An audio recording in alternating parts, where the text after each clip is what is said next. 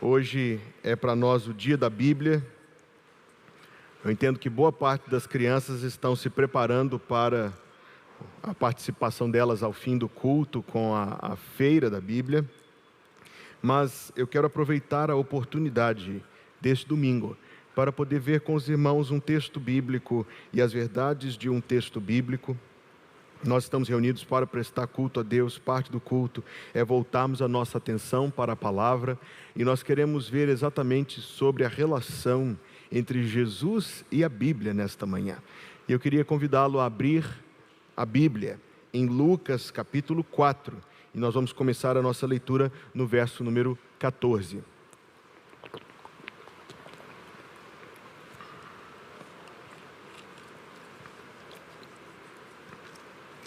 Abra sua Bíblia em Lucas capítulo 4.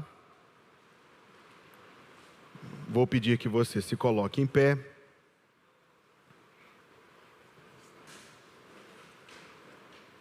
E nós vamos ler a palavra de Deus. Lucas capítulo 4, verso 14 até o verso número 30. Então, pelo poder do Espírito, voltou Jesus para a Galileia, e a sua fama correu por todas as terras em derredor. E ensinava nas suas sinagogas, e por todos era louvado. E chegando a Nazaré, onde fora criado, entrou num dia de sábado, segundo o seu costume, na sinagoga, e levantou-se para ler. E foi-lhe dado o livro do profeta Isaías.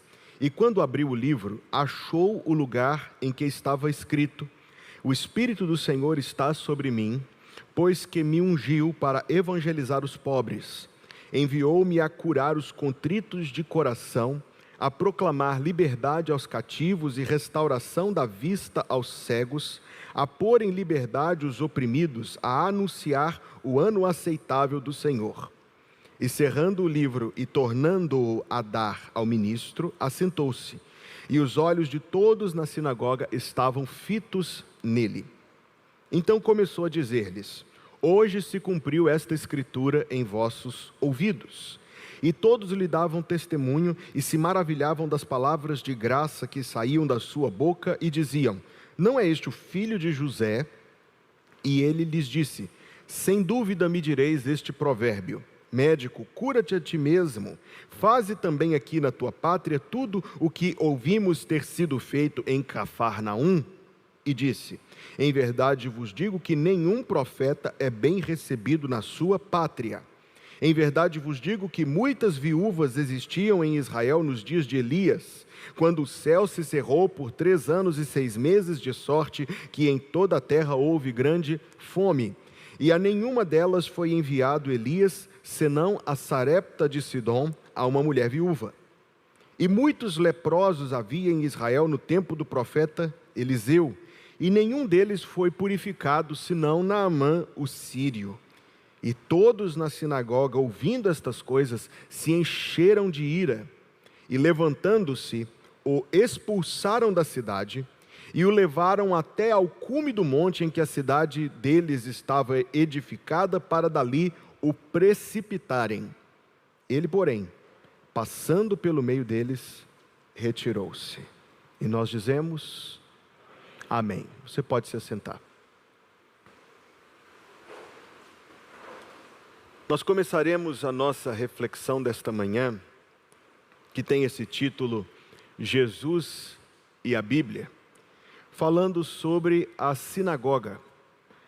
Jesus estava numa sinagoga quando os episódios aqui relatados se deram, e o versículo 15, por onde que já lemos, dizia inclusive que o Senhor Jesus ministrava nas diversas sinagogas da região da Galileia. A sinagoga era uma instituição da sociedade hebraica daquele tempo. A sinagoga que surgiu durante o período do exílio tinha algumas funções que nós podemos resumir em 2 palavras: preservar e propagar. Quando a nação do Antigo Testamento foi em definitivo obliterada, foi em definitivo varrida do mapa do mundo, Os judeus espalhados, e de fato uma boa parte regressou ainda nos tempos antigos para aquela terra, mas não a totalidade. Os judeus espalhados pelo mundo criaram um local onde eles poderiam se reunir. E o propósito da sua reunião aos sábados era prestar culto a Deus juntos. Então a sinagoga, ela é um instrumento de preservação e de propagação. Preservação, porque pela sinagoga se propagou a identidade, a língua, o texto sagrado, a cultura, as tradições. Aquele povo espalhado pelo mundo tinha sempre um local onde se encontravam uns com os outros, e ali eles eram encorajados, ensinados, preservados enquanto povo de Deus do Antigo Testamento. Preservavam a sua identidade, nós somos os filhos de Abraão. Preservavam o texto sagrado, preservavam as tradições, a cultura, a língua. Tanto é que com tantos séculos passados, as sinagogas continuam existindo pelo mundo inteiro, onde os judeus se encontram, onde é preservado tudo que diz respeito ao judaísmo. Preservação. E também propagação, porque à medida que as sinagogas se espalharam pelo mundo inteiro, o judaísmo passou a ser conhecido no mundo inteiro, e as pessoas podiam ter contato com o texto do Antigo Testamento, com a grande história da Bíblia. Não era o propósito de uma sinagoga evangelizar, mas meio que despropositadamente ela cumpria exatamente esse fim.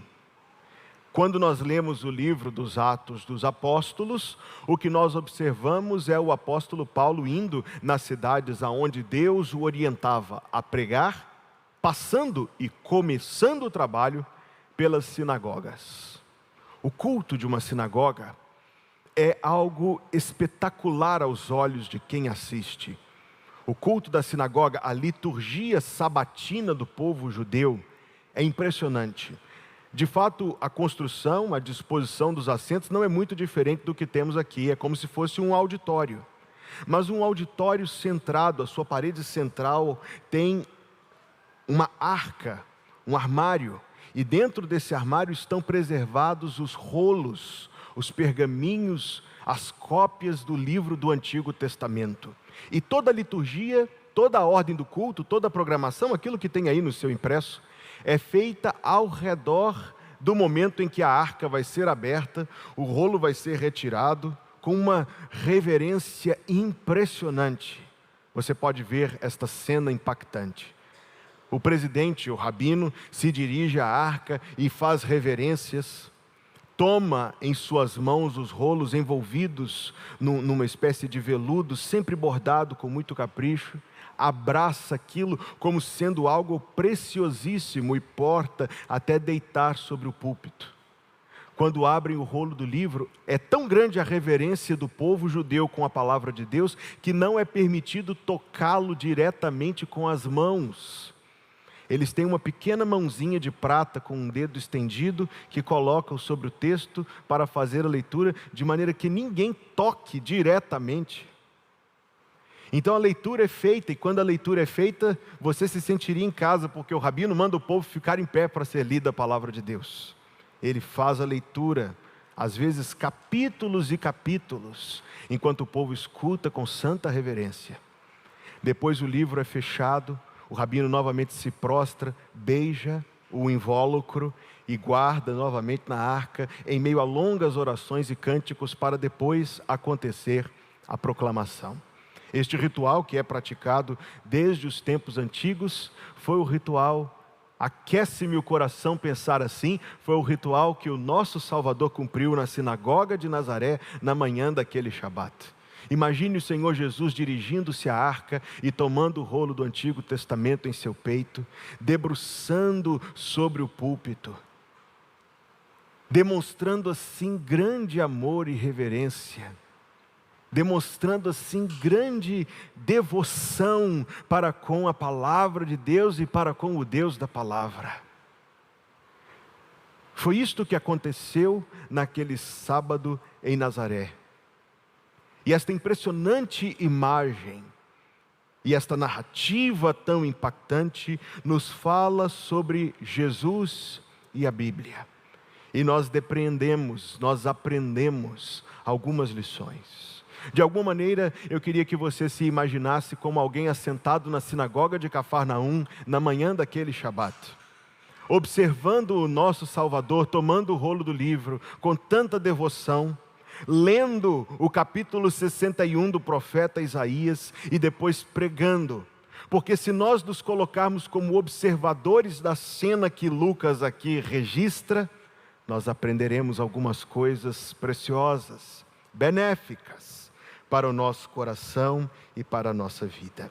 A primeira coisa que eu vejo neste texto, como que uma lição, uma nota de rodapé no texto, mas muito importante. Nossa igreja é uma igreja composta majoritariamente de famílias jovens com filhos. Então há uma lição que nós aprendemos aqui.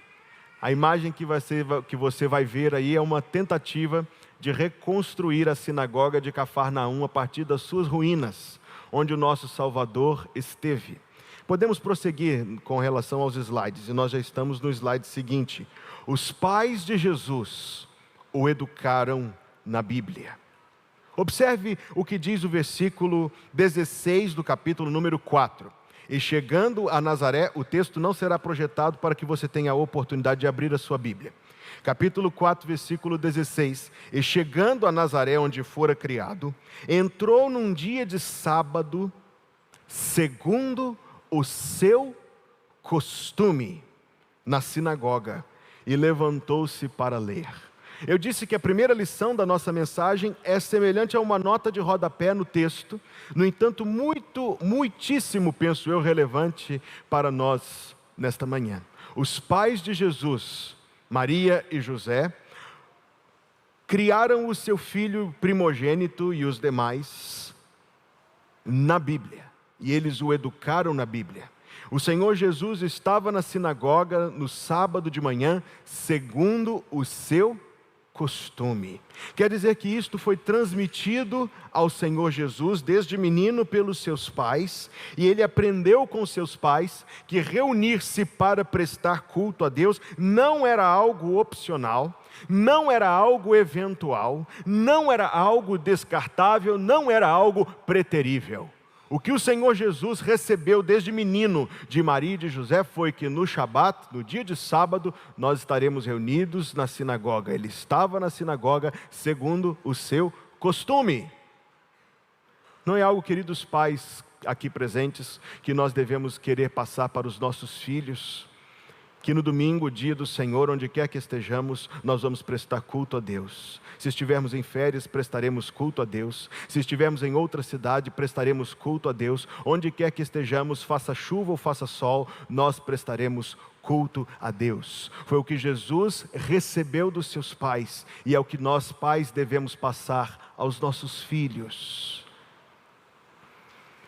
À medida que eu meditava nestas palavras, segundo o seu costume, eu fui profundamente impressionado com a forma como José e Maria, nas mãos de Deus, educaram o Filho de Deus e os seus outros filhos, segundo o seu costume. Pais, não criem os seus filhos como se ir à igreja fosse uma coisa eventual. Não criem os seus filhos como se prestar culto a Deus fosse algo opcional. Não cometam esta transgressão, este pecado, de passar aos seus filhos a ideia de que a reunião com o povo de Deus é uma coisa que uma eventualidade pode tirar. Não. Proponha-se em seu coração, como José e Maria, encravar um costume no coração das suas crianças, no coração dos seus filhos, de estar na casa de Deus para ouvir a palavra de Deus.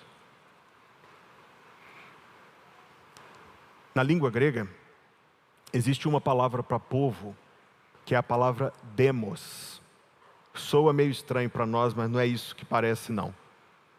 A forma de governo do nosso país é uma democracia, isto é, o governo do povo. No entanto, quando a Bíblia Sagrada vai usar uma expressão para plural de pessoas para se referir ao povo de Deus, ela não usa a palavra demos. Não é a ideia de povo difuso, não é a ideia de uma pluralidade difusa, essa é a palavra. A palavra é eclesia, você conhece essa palavra, eclesia. E a palavra eclesia, que nós traduzimos literalmente como igreja, na verdade, para ser mais rigoroso, ela significa ajuntamento. Pessoas reunidas, não é pessoas dispersas, pessoas reunidas, ajuntadas. A palavra usada por Deus para referir-se ao seu povo, vamos aprender isto, não é a palavra para pessoas dispersas, é a palavra para pessoas ajuntadas, reunidas. Esta é a igreja. Alguém diz, eu sou a igreja, e isso é somente parcialmente verdade. Nós somos a igreja, somos, não dispersos, juntos. A palavra que o Senhor Jesus escolheu em Mateus 16, repetida por Ele em Mateus 18, edificarei a minha igreja, é a palavra que requer ajuntamento, requer pessoas reunidas, postas juntas. E nós precisamos ter isto em mente, porque o próprio conceito de igreja se está perdendo no tempo que nós vivemos, em contraste com a ideia de muitos, em contraste com a atitude de tantos do nosso tempo, para quem a igreja é um lugar aonde se vai, e eventualmente o Senhor Jesus, no dia de sábado, estava na sinagoga, segundo o seu costume. Eu estava alguns anos atrás lendo um livro que contava a história da evangelização do estado onde eu nasci, Minas Gerais.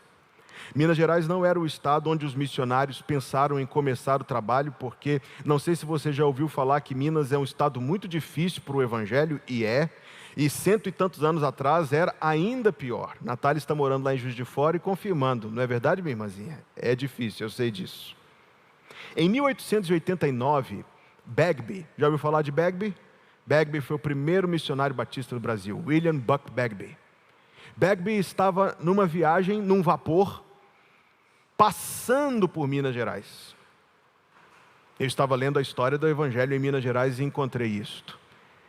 A viagem dele requeria que ele fizesse uma baldeação, descer numa estação em Juiz de Fora e pegar outro trem para ir. Se eu não estou enganado, ele estava indo para a Bahia. Ele se recusou a viajar no dia de domingo. Se recusou a viajar no dia de domingo. Alugou um quarto de hotel para passar o domingo e no saguão do hotel fez um culto. Ele, a sua esposa, as crianças. E a partir dessa disciplina zelosa do missionário, o evangelho teve entrada em Minas Gerais, incidentalmente. E a partir dali se espalhou por todo aquele estado. Não há algo para nós aprendermos sobre essa disciplina? Ele se recusou a viajar no dia do Senhor, para que ele não deixasse de prestar culto a Deus. O Senhor Jesus, no sábado, foi à sinagoga segundo o seu costume. Nós temos algo a aprender aqui. E nós temos algo a ensinar aqui. Algo a aprender para a nossa vida cristã e algo a ensinar para os nossos filhos. E a passar como José e Maria passaram para os seus filhos. Que o domingo, o primeiro dia da semana, é o dia do Senhor, é o dia do culto e isto é inegociável. Alguém diz amém? Deve ser. Aprendo mais neste versículo. O versículo 17 nos diz que ele achou o lugar, é o próximo slide, achou o lugar onde estava escrito. É muito interessante que o versículo 17 use esta expressão. Ele achou o lugar onde estava escrito. Observe aí no versículo número 17. É porque a sua Bíblia é dividida em livros e capítulos. A sua Bíblia é dividida em livros e capítulos. Isto aconteceu no ano de 1227. Um homem inglês pegou a Bíblia e dividiu-a em capítulos e versículos, para ficar mais fácil de achar. 1227.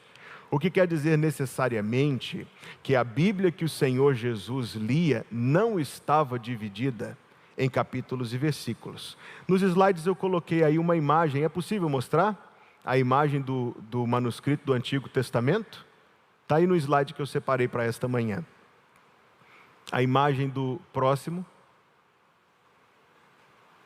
E o seguinte é esse. Eu separei uma imagem de um manuscrito do Antigo Testamento, onde os irmãos verão a absoluta dificuldade para distinguir o texto da forma como ele está publicado. Bem, se não for possível mostrar, não tem problema. É porque a imagem ela é corrida, o texto é corrido. Para que alguém possa identificar onde está o livro, no entanto, os rabinos criaram uma regra muito útil. Era a de que, por exemplo, aqui é a página da minha Bíblia, o manuscrito, o pergaminho, sempre o mesmo número de colunas, sempre com o mesmo número de linhas, sempre com o mesmo número de letras. Sempre. O que fazia com que, embora feitos à mão, esses manuscritos fossem praticamente idênticos e impossível de perceber a distinção entre eles, praticamente idênticos, embora feitos à mão. O que nós aprendemos aqui é algo simples. O Senhor Jesus sabia achar. Está aí a imagem. Este é o Codex Leningrado. É a cópia mais antiga estante do Antigo Testamento, feito por volta do ano 980 e poucos. Está no museu lá em Israel. Você não vê a divisão de capítulos nem de versículos, mas o que você observa é que este manuscrito é praticamente idêntico a quaisquer outros. As regras eram: o número de colunas é definido, o número de linha por coluna e o número de letras por linha. De maneira que era possível você se achar no texto. E é este o ponto que eu quero frisar. Quando está escrito no versículo 17 que o Senhor Jesus achou o lugar em que estava escrito, é porque da mesma forma, chegamos ao ponto, da mesma forma como ele foi educado, segundo o seu costume de ir à sinagoga, ele estava familiarizado com a Escritura Sagrada, a ponto de, olhando para aquele pergaminho, identificar, achar perfeitamente o que hoje nós chamamos de capítulo 61 de Isaías. Um contraste com isso seria talvez essas ajudas que algumas Bíblias têm na lateral, para ficar mais fácil. Você está vendo que a minha Bíblia tem aqui alguns marcadores para nos ajudar a achar o livro. Um pouco mais complexo do que isto, mas com isto parecido. De maneira que existem alguns livros como Sofonias ou Miqueias, que a gente para e dá uma congelada. Onde é que esses livros estão? Estão na Bíblia, não se preocupe com isso. E precisamos encontrá-los. O que eu quero dizer para os irmãos é: Cristo tinha habilidade com a Escritura. E achou, embora não fosse tão fácil achar, achou o lugar onde estava escrito. Da mesma forma que ele foi ensinado a ir à sinagoga, Cristo Jesus cresceu familiarizado com a palavra de Deus. O Senhor Jesus, da mesma forma como foi educado no costume de prestar culto a Deus no dia do Senhor, também foi educado de tal maneira que se familiarizou e conhecia e achava o seu lugar na Escritura Sagrada. Esta foi a forma de educação que Jesus Cristo recebeu dos seus pais em Nazaré, e esta é a forma de educação que nós queremos aprender para praticar e aprender para ensinar para os nossos filhos, conhecendo a Bíblia Sagrada, manuseando, habilidosos, conhecedores da palavra de Deus. Eu volto um capítulo em Lucas, vá comigo aí em Lucas capítulo 2, e a mesma coisa que nós inferimos no capítulo 4, nós encontramos confirmada no capítulo 2, versículo número 39. E quando acabaram de cumprir tudo segundo a lei do Senhor, voltaram à Galiléia para a sua cidade de Nazaré, e o menino crescia e era fortalecido em espírito e cheio de sabedoria, e a graça de Deus estava sobre ele. Ora, todos os anos, iam seus pais a Jerusalém à festa da Páscoa.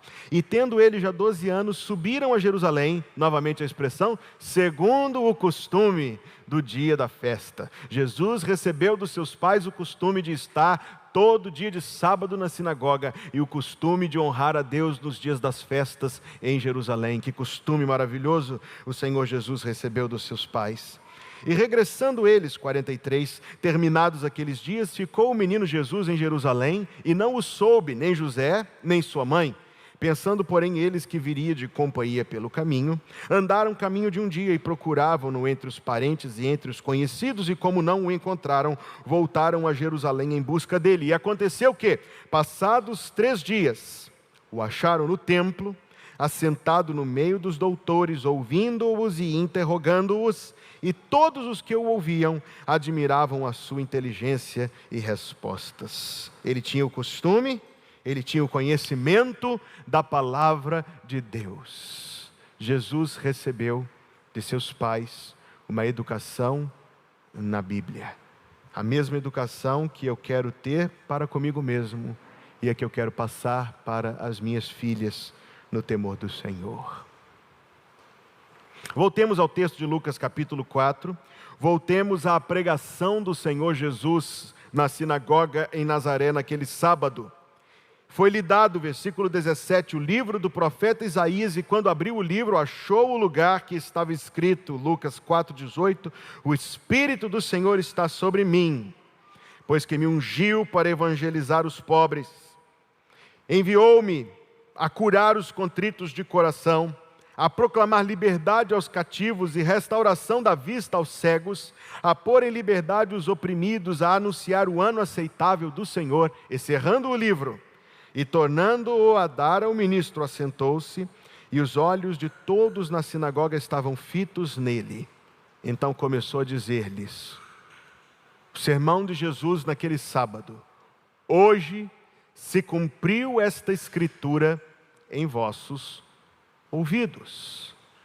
A segunda coisa que eu quero dizer para você nesta manhã é que o Senhor Jesus confirmou a autoridade e a revelação da Bíblia. Da mesma maneira como ele foi ensinado na Bíblia, ele agora vem confirmá-la. Eu sou da crença e da convicção de que Jesus, conquanto na carne, era onisciente.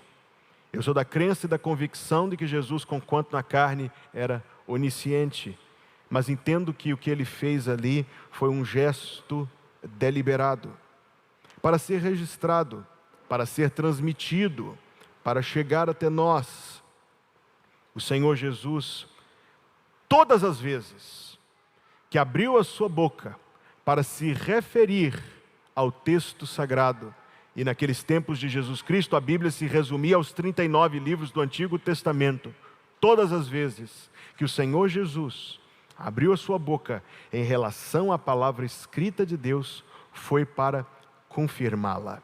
Não encontrarás, meu irmão, uma vez sequer em que o Senhor Jesus diminuiu, alterou, descartou o que estava escrito. Todas as vezes que Jesus é mostrado, nosso Senhor, lidando com a palavra de Deus, Ele o faz para confirmar a sua autoridade e a sua revelação. Inclusive, em alguns assuntos que hoje nós achamos difíceis de defender, mas é interessante observar que o Senhor Jesus falou destes assuntos. Eu não lerei texto por texto, farei apenas menção e talvez você queira tomar nota das referências. O Senhor Jesus ensinou sobre, o próximo slide tem alguns pontos dos ensinamentos de Cristo. Em primeiro lugar, o Senhor Jesus ensinou sobre a criação do universo.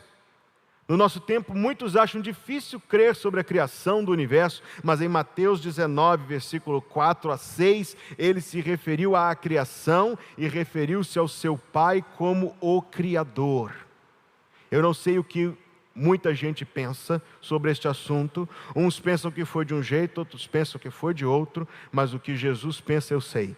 O Senhor Jesus pensa, crê, afirma, confirma e ensina que o universo foi criado por Deus, o nosso Pai.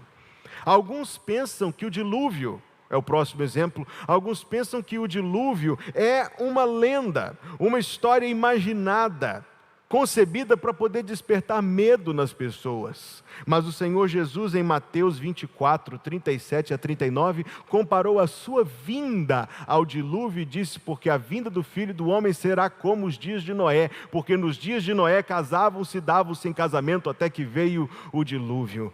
Eu não sei o que alguém pensa, mas eu sei que o Senhor Jesus afirmou, confirmou e ensinou que houve um dilúvio, e houve um dilúvio como descrito na palavra de Deus. Alguns do nosso tempo dizem que a história de Ló é mentirosa.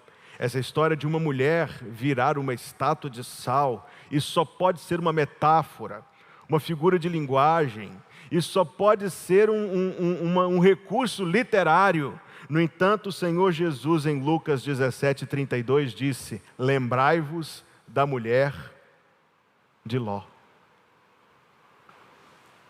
Alguém acha que é um recurso literário? Para o meu Salvador é um fato digno de lembrança. Se você ler os livros dos entendidos do nosso tempo, encontrará unânime negação de que houve um êxodo.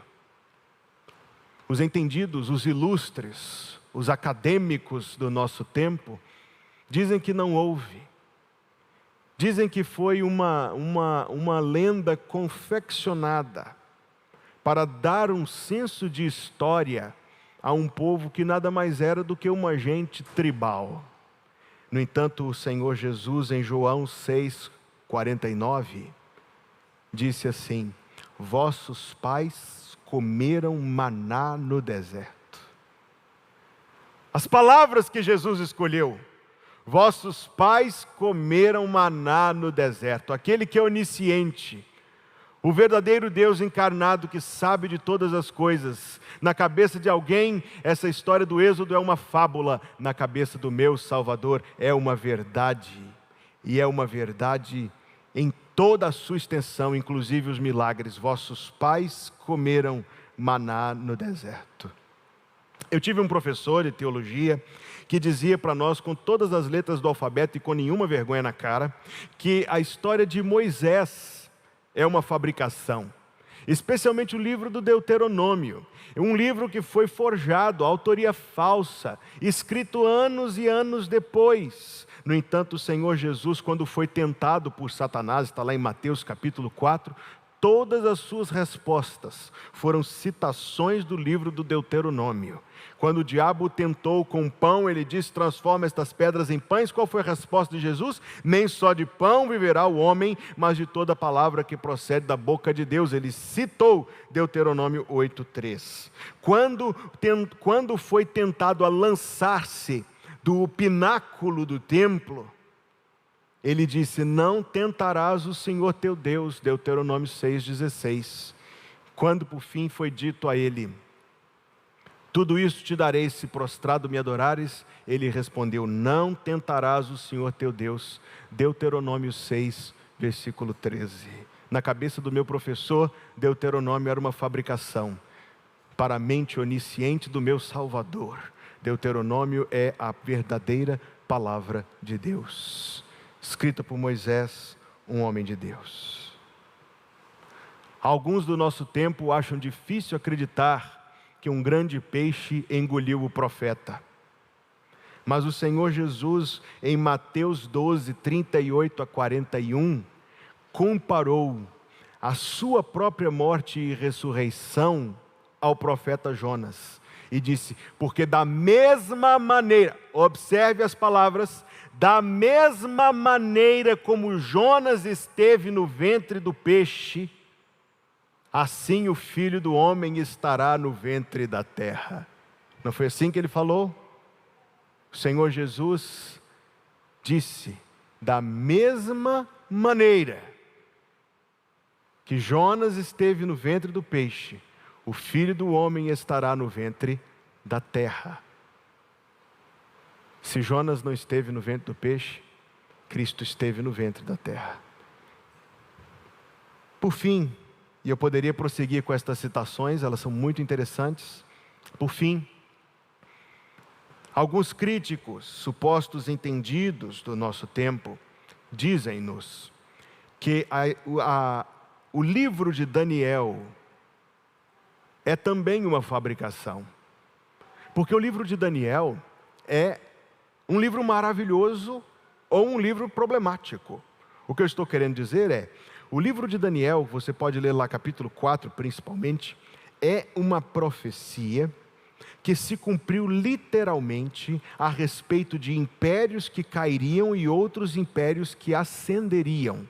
Cai um, levanta-se o outro, cai um, levanta-se o outro. E diz o nome do povo grego. Ora, quando Daniel escreveu estas coisas, os gregos não eram absolutamente grandes coisas no mundo, mas está escrito que o povo grego seria o último império antes, é claro, dos romanos. Então alguns dizem que este livro foi fabricado. Dizem que esta profecia foi escrita no tempo que as coisas estavam acontecendo, escrito como se fosse antes, entende? Inverte pelo avesso. Mas o Senhor Jesus, em Mateus 24:15, diz com todas as letras que Daniel era um profeta. Então nós sabemos por que Daniel escreveu coisas que aconteceriam antes de elas acontecerem, porque ele era um profeta. E podemos entender claramente por que o seu livro se cumpriu perfeitamente, porque ele era um profeta. Se você puder predizer um fato que vai acontecer daqui a anos e ele se passar, isto não tem outra explicação senão um milagre. E no entanto, na Escritura Sagrada nós temos inúmeras destas profecias. Então aprendamos com Jesus, queridos, aprendamos com Jesus. Nós estamos na sinagoga com Jesus e o Senhor Jesus confirmou a autoridade da Bíblia Sagrada. Alguns falastrões lá do YouTube querem usar as suas tentativas carnais satânicas para poder diminuir e desmerecer e jogar fora a palavra de Deus. Mas o nosso Salvador, o nosso Deus Jesus Cristo, todas as vezes que falou da palavra de Deus, foi para confirmar a sua autoridade, foi para confirmar a sua revelação, foi para confirmar a sua inspiração. Glória a Deus por isto. Voltemos ao texto de Lucas capítulo 4, e o próximo ponto da minha mensagem é que o Senhor Jesus comunicou. Eu disse que Ele confirmou, e agora eu digo que Ele comunicou a mensagem da Bíblia. E eu quero ser resumido no que eu vou dizer aqui agora. Mas nós lemos neste texto que o sermão de Jesus causou um profundo desconforto. As pessoas se revoltaram, todos na sinagoga, ouvindo estas coisas, se encheram de ira e levantando-se, o expulsaram da cidade e o levaram até ao cume do monte em que a cidade estava edificada, para dali o precipitarem. O que foi que Jesus disse de tão absurdo e de tão ofensivo? Veja a imagem, o Senhor Jesus no púlpito, lendo a Escritura Sagrada, pregando a mensagem da Escritura Sagrada. Você precisa entender o que foi a mensagem de Jesus naquele sábado.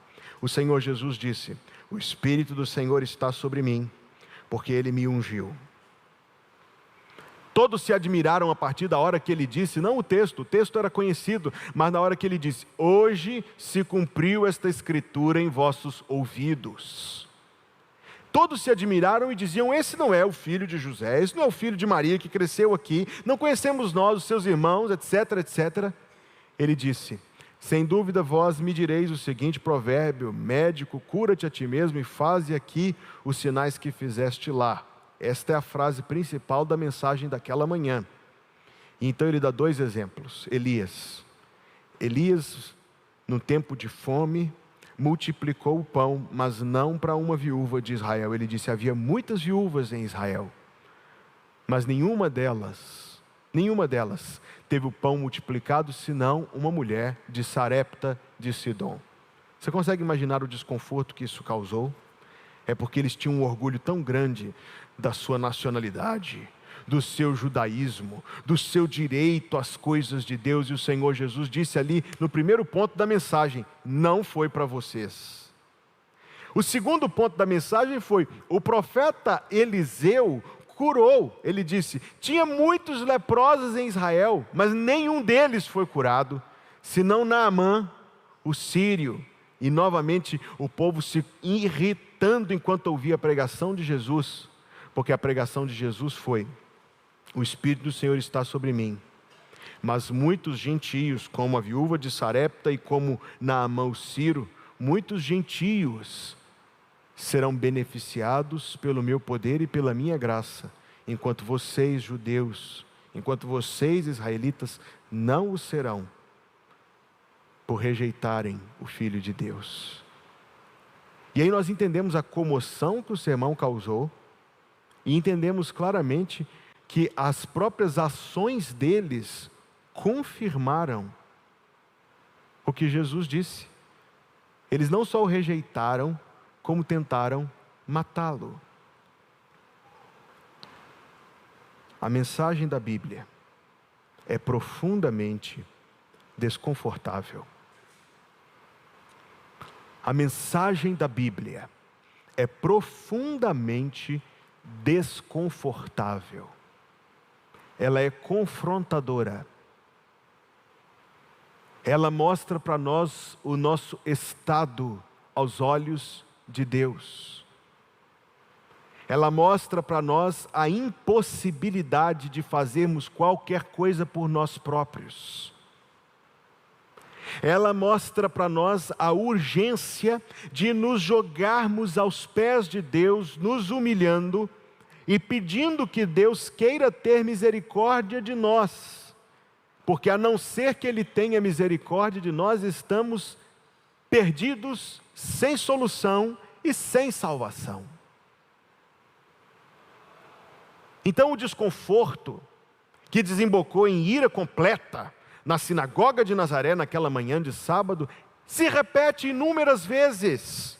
Todas as vezes, na verdade, que a Bíblia Sagrada é usada por Deus para ferir o nosso orgulho, para ferir a nossa vaidade e para quebrar-nos. Nós estávamos cantando aqui, a melodia tão carismática, a música tão bonitinha de cantar, e nós estávamos cantando: és espelho, martelo e espada. Muito bem, agora preste atenção no que você cantou. Espelho. Você olha para o espelho da Bíblia, não para se achar bonito, mas para descobrir que não é. Martelo.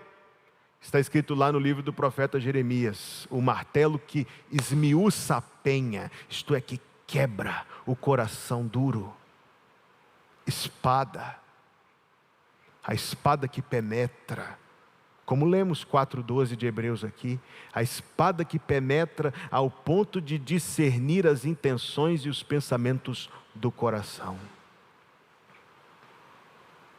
Então a mensagem que o Senhor Jesus pregou naquela manhã foi a perfeita e verdadeira mensagem que vem de Deus, e ela evoca em nós, evoca em todo mundo hoje, enquanto está sendo proclamada nesse dia do Senhor, ela evoca em nós ou uma adoração ardente por termos sido alcançados e recuperados pela graça de Deus, ou ela evoca em nós uma ira descontente, porque queríamos, na verdade, ouvir outras coisas, coisas que nos justificassem, coisas que nos deixassem muito cômodos, plácidos e tranquilos, e no entanto não é isso que encontraremos na palavra de Deus. Você se lembra daquela parábola de Jesus sobre o rico e Lázaro? Eu acho aquela parábola um tesouro de ensinamentos. Lázaro era um mendigo que não tinha força nem para espantar os cachorros que lhe vinham lamber as feridas, mas morreu e foi levado pelos anjos para o seio de Abraão. Sim? Enquanto o rico foi, você se lembra o que está escrito lá em Lucas 16? A expressão que Jesus usou é muito importante: lançado em tormentos. Ele levantou os olhos e aí ele trava um diálogo com Abraão, muito interessante o diálogo, não vou voltar a minha atenção para isso, quero pegar o finalzinho do diálogo. E ele diz assim: mas pai Abraão, eu tenho 5 irmãos, e não quero que eles venham para este lugar de tormentos. Manda Lázaro.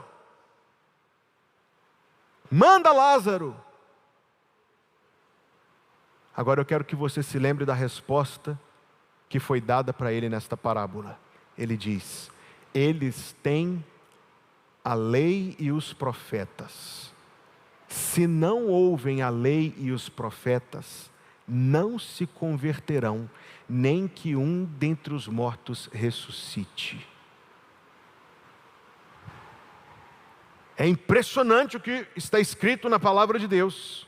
Quer dizer que nem um fantasma, nem uma ressurreição, nem um susto consegue demover o nosso coração, e não demove, nem uma doença, nem uma perda, nem a falência, nem o divórcio, nem a morte, nem a enfermidade consegue converter o coração de ninguém. Eu já vi isso, meus queridos, dezenas de vezes. A pessoa está no leito do hospital e diz: pastor, ore para eu me curar, que eu vou levantar do leito do hospital, e eu vou entrar na igreja, e eu vou servir o Senhor, e eu vou me converter. E assim que a cura vem, a pessoa... Eu já vi isso tantas vezes. O instrumento para a nossa salvação é sempre a mensagem da palavra de Deus. E entendendo isto, queridos irmãos, precisamos entender isto.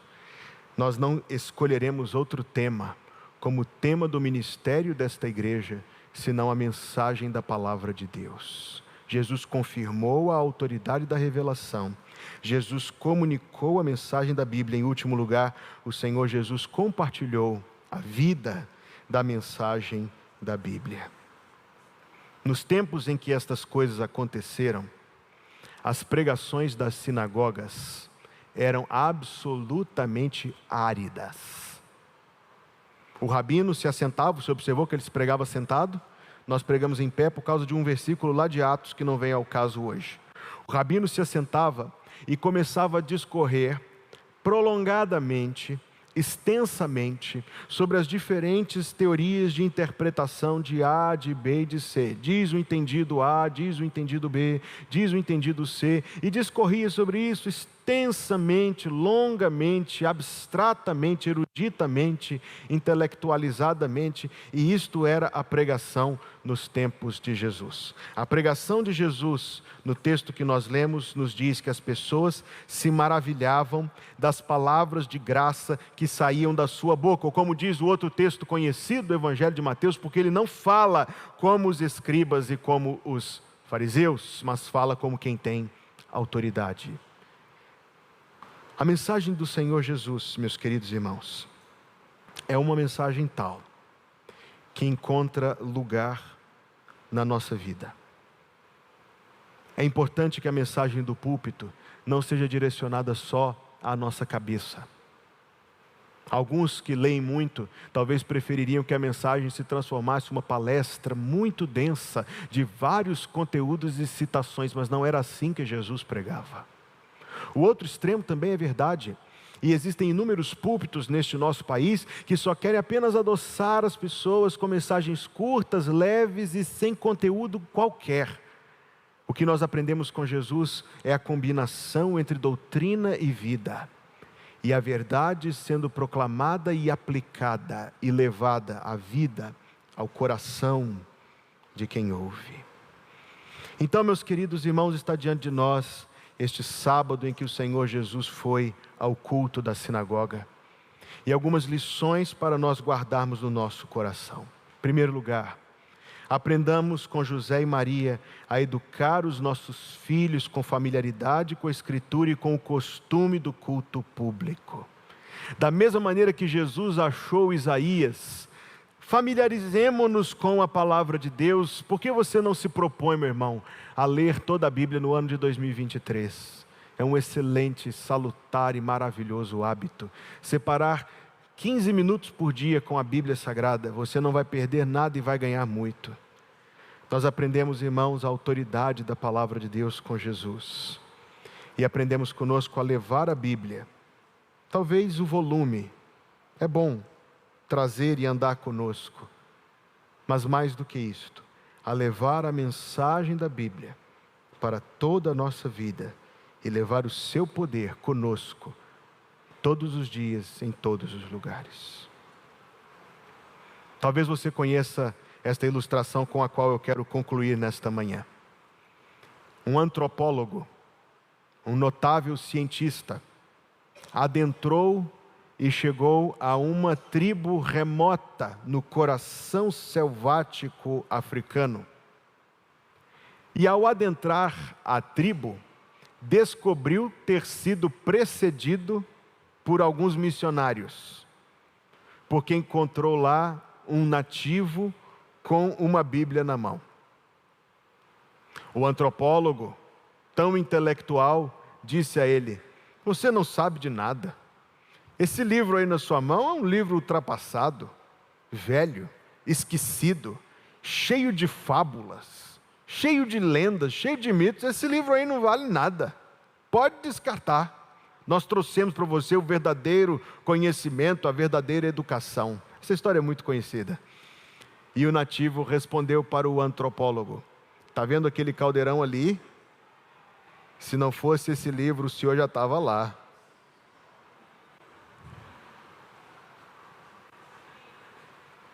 Existe uma diferença que a Bíblia deve fazer em nossas vidas. Não como um livro lido e posto na prateleira da estante, mas pelo poder da Bíblia, presente em nossa vida, renovando o nosso entendimento, mudando o nosso jeito de viver. Que Deus nos ajude, que a gente aprenda com o exemplo de Jesus. Oremos. Obrigado, Pai Santo, pelo Teu amor. Obrigado, Senhor, pela Tua palavra escrita. Pedimos em nome de Jesus a Tua bênção, dando-Te graças pelo culto desta manhã e pelo privilégio de meditar na Tua palavra. Pedimos, ó Deus, que o Senhor nos dê graça para levar conosco a mensagem que de Ti recebemos hoje. Dá-nos graça, Deus. Perdoa-nos os pecados e abençoa-nos para Te servirmos e vivermos na Tua presença e para sermos alunos da Tua palavra e também os seus praticantes. Abençoa-nos ao longo deste dia, abençoa-nos agora na feira da Bíblia e em tudo mais que acontecerá com a Tua bênção sobre nós. Que a graça de nosso Senhor Jesus Cristo, o amor de Deus, o nosso Pai que está nos céus, e a comunhão do Espírito Santo seja conosco, irmãos, hoje e todos os dias, até que o Senhor Jesus venha nos buscar. Em nome de Jesus, amém.